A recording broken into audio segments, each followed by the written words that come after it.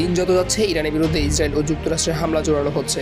ইরানের বিরুদ্ধে ইসরায়েল যুক্তরাষ্ট্রের যৌথ হামলা রোববার 8 মার্চ পর্যন্ত নবম দিনে গড়ালো। যুক্তরাষ্ট্র ও ইসরায়েল আগ্রাসন চালাচ্ছে, পাল্টা জবাবে হামলা চালাচ্ছে ইরান। ট্রাম্প ঘোষণা দিয়েছেন ইরান শর্তহীনভাবে আত্মসমর্পণ না করলে হামলা অব্যাহত থাকবে। এর মধ্যে চাঞ্চল্যকর তথ্য প্রকাশ করেছে যুক্তরাষ্ট্রভিত্তিক সংবাদ মাধ্যম এক্সিওস।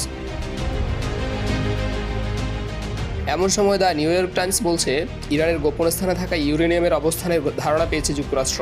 ইসরায়েল ও মার্কিন সরকার ইরানের উচ্চমাত্রায় সমৃদ্ধ ইউরেনিয়ামের মজুদ জব্দ করতে দেশটিতে বিশেষ বাহিনী পাঠানোর বিষয়ে আলোচনা করছে।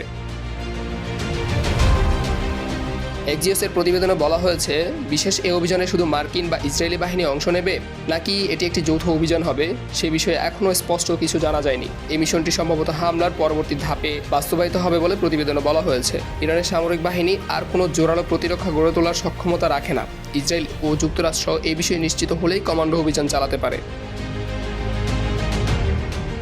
নিউ ইয়র্ক টাইমসের প্রতিবেদনে বলা হয়েছে, ইরান সম্ভবত সেই অত্যন্ত সমৃদ্ধ ইউরেনিয়াম ব্যবহার বা স্থানান্তর করতে সক্ষম হতে পারে যা গত জুন মাসে ইরানের ইস্পাহান পারমাণবিক সুবিধায় মার্কিন হামলার পর মাটির নিচে গোপন করা হয়েছিল। বর্তমানে ইরানের কাছে 60% মাত্রায় সমৃদ্ধ 400 কেজিরও বেশি 882 পাউন্ড ইউরেনিয়ামের মজুদ রয়েছে।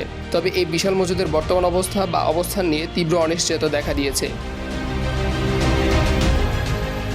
তবে নিউ ইয়র্ক টাইমসের প্রতিবেদনে বলা হয়েছে, মার্কিন গোয়েন্দা সংস্থাগুলি সিদ্ধান্তে পৌঁছেছে যে এখন একটি খুব সংকীর্ণ প্রবেশ পথ আছে যার মাধ্যমে ইউরেনিয়াম পুনরুদ্ধার করা সম্ভব হতে পারে।